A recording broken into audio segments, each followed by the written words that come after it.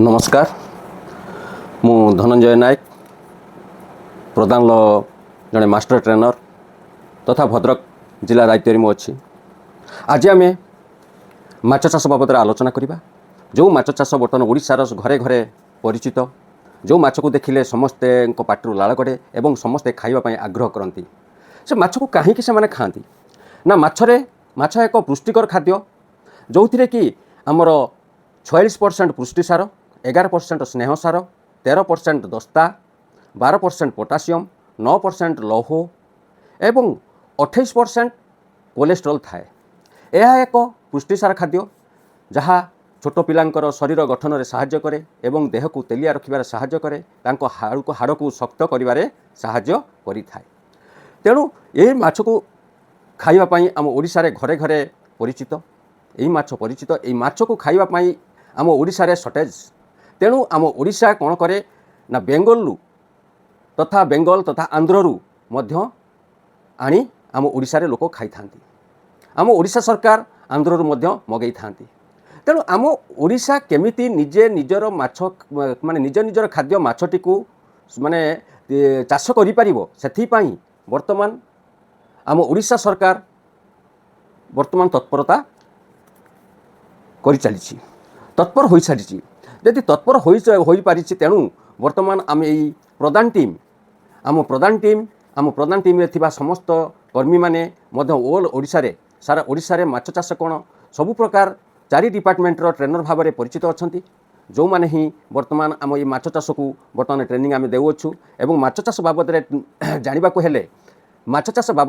को हेले तेणु आम माछ को केमिति भाव में चाष करिबा एवं माछ एक होचे लाभजनक चाष, जहाँकि जड़े चाषी जदि गोटे 1 एकर जमी रे चाष करे ताहले से वर्ष को अति कम रे 3,50,000 रु 4 लाख पर्यंत से लाभवान होई पारिबो। तेणु आमे एई प्रधान टीम आमर सारा ओडिशा रे थिबा ब्लॉक मान माध्यम ब्लॉक रे थिबा ओएलएम माध्यम रे आमे घरे घर चाषी मान पाखरे पहुँचुचु एवं चाषी मान को ट्रेनिंग दउचु। ट्रेनिंग देई माछ चाष केमिति भाव में से माने सुचारू रूप से करिवे, ठीक माने प्रोसेस रे करिवे, सेथि पई आमे थेमान को ट्रेनिंग दउ। आज आमे से माछ चाष बाबद आलोचना करिबा। तेणु माछ चाष करिबा को हेले प्रथमे 1 एकर जमी को कौन करिबा को पड़िबो। 1 एकर वाटर लेवल माने पानी थिबा लेवल पाई आमको देखा पड़िबो। प्रथमे जमिति देखंतु आमे रहुतबा घर को जदि ठीक भाव में ट्रीटमेंट करिबा, ठीक भाव में सफा सुतरा रखिबा, ठीक भाव में ट्रीटमेंट करिबा, आमे मध्य सुस्थ रहिबा। ठीक सेही भली माछर घर कहबा को हेले पोखरी रे थिबा पानी को बुझाए। तेणु पानी जेते सफा रहिबो एवं ठीक परिमाण रे रहिबो एवं ठीक ट्रीटमेंट रे रहिबो, माछ सेमिति सुस्थ रहिबे एवं माछ मध्य बढ़ी पारिबे, आमको सेही भली लाभ देई पारिबे। तेणु माछ कहे मते किले खाद्य दियो, मु तुमको किले मांस देवी। तेणु आमे ताकू जेमिति भाव में ट्रीटमेंट करी खाद्य देई ताकू अति माने जेमिति बढ़ेबा से आमको सेमिति भाव में लाभवान करेबे। तेणु आमे जदि लाभवान हेबा को पड़िबो, तेणु आमे प्रथमे माछर घर पोखरीर पानी को ट्रीटमेंट करबा को पड़िबो। सर्वप्रथमे आमे तार पानी रे थिबा पीएच लेवलटा को मापिबा को पड़िबो, तापरे अल्कालिटी लेवलटा को मापिबा को पड़िबो। तापर देखिबा पानी रे थिबा खाद्य जोटा कोंती हमर माछंकर प्रिय खाद्य होची प्लांकटन, पानी रे सृष्टि हेउतबा प्लांकटन को मध्य मापिबा को पड़िबो। जदि पीएच लेवल ठीक थिबो ताले माछ सुस्थ रहिबे एवं माछ ठीक बढ़ी पारिबे।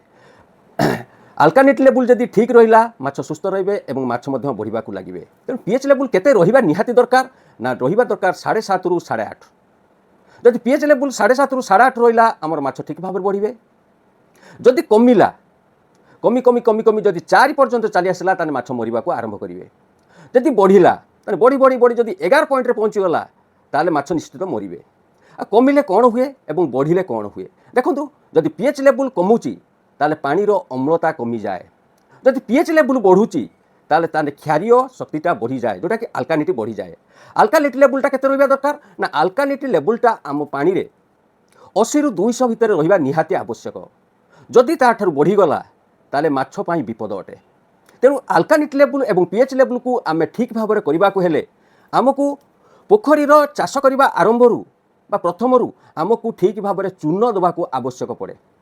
तेणु आमे जदि ठीक परिमाण में चून देइथिबा तेणु आमको माछ निश्चित भाव में बढ़िबे एवं आमको लाभ देबे। आमे बर्तमान देखिबा को पीएच लेवल थिले केते चून दबा निहाती आवश्यक। देखंतु आमको 7.5 रु जदि 8.5 अछि आमको लेवल ठीक अछि, आमको कोनोसी चून दबाको पड़िबो नाही।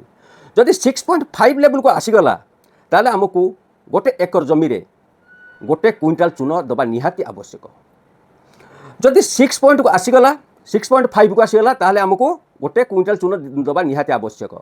जदि 6 पॉइंट को आसीगला ताहले 2 क्विंटाल माने 200 केजी चून गोटे एकर रे दबा निहाती आवश्यक। जदि 5.5 को आसीगला ताहले 3 क्विंटाल चून माने 300 केजी चून आम निहाती दबा आवश्यक। जदि 5 पॉइंट को आसीगला ताहले 4 क्विंटाल चून दबा को आवश्यक। जदि 4.5 अर्थात 4.5 लेवल को आसीगला ताहले 5 क्विंटाल चून दबा निहाती आवश्यक।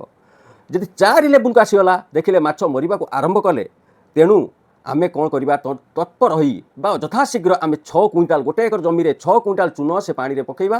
पकेले आमर वाटर लेवलटा पुणी आमर सही 7.5 रु 8.5 को आसीजिवो जद्वारा कि माछ मृत्यु रु बंची जिबा।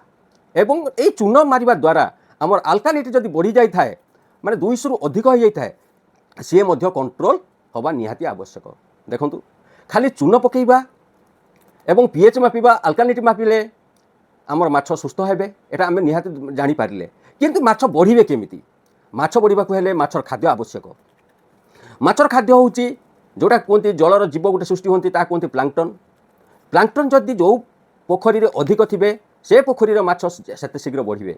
आमको प्लांक्टन मापिबा को हेबो सेति पई आमको एक जालीर आवश्यक। से जाली रे आमे कोन करिबा ना प्लांक्टन को पोखरी मध्य रे पसी एवं प्लांक्टन टेस्ट करिबा। जदि 1.5 रु 2 पॉइंट पर्यंत अच्छी प्लांक्टन आम जानिले पोखरी आमर ठीक लेवल रहिला एवं माछ आमर ठीक ठाक बढ़िबे। जदि कमी जाइछि ताहले आमे कोन करिबा ना प्लांक्टन सृष्टि हेबा पई आमे जैविक घोल आमे तैयारी करथुबा गोटे जैविक घोल आमे देई परिबा। जैविक घोल देले आमर प्लांक्टनटा बढ़िबो। ता बढ़िबा संगे संगे माछर ओजन मध्य बढ़िबे एवं आमे जदि ठीक प्रोसेस रे चाष करिबा ताहले माछ कहे मते किले खाद्य दियो एवं मो पाखरु 1 किलो मांस नियो। तेणु आमे ताकु किले खाद्य देले आमे ता पाखरु किले मांस नबा। तेणु अति कम रे 6 रु ठीक प्रोसेस कले 6 रु 7 मास मध्य रे आमे किले माछ पाई परिबा। आमे किले माछ पाई परिबा। जदि आमे प्रोसेस न करिबा ताहले आमे वर्ष शेष पर्यंत अपेक्षा करिबा। तेणु आमे अति कम रे मध्य किले खाद्य देई आमे किले मध्य माछ पाई परिबा। रहिली नमस्कार।